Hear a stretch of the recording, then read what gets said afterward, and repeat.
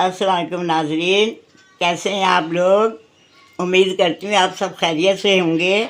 अल्लाह मियाँ सबको खैरियत से रखे। आज जो मैं आपसे रेसिपी शेयर कर रही हूँ वो कैरियों की खट्टी मीठी चटनी। इसके लिए मैंने लिए हैं 2 किलो आम, हस्बे ज़ायका नमक, मिर्च 1 टेबल स्पून, हल्दी 1 टेबल स्पून, इसमें सौंफ, कलौंजी, मेथी दाना, ये तीनों मैंने हाफ टेबल स्पून ले लिए हैं। ठीक है, तीनों को मिक्स कर लिया। ठीक है जी। इसमें 2 चम्मच मैं ऑयल ऐड करूँगी। मैंने 2 किलो पहले आम कच्चे लिए, उनको अच्छी तरह वॉश किया, फिर मैंने उसको छिलका उतार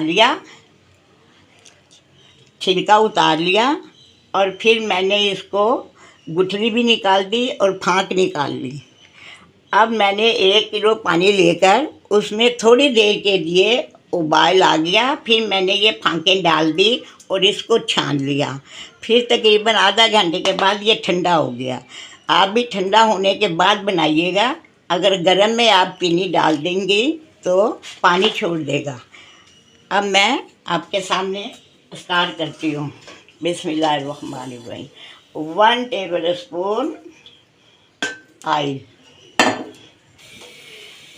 को आपने ज़्यादा नहीं गरम करना, हल्का सा ही गरम करेंगे। ठीक है,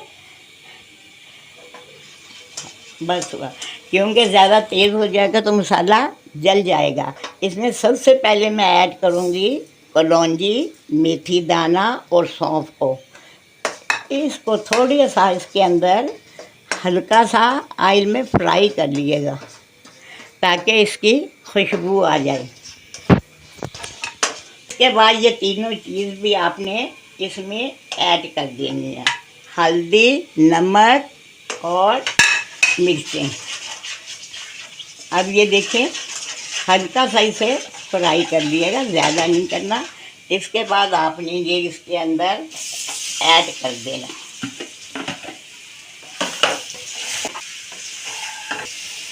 ये देखें, मसाले में पहले अच्छी तरह आप इसको डालकर मिला लें।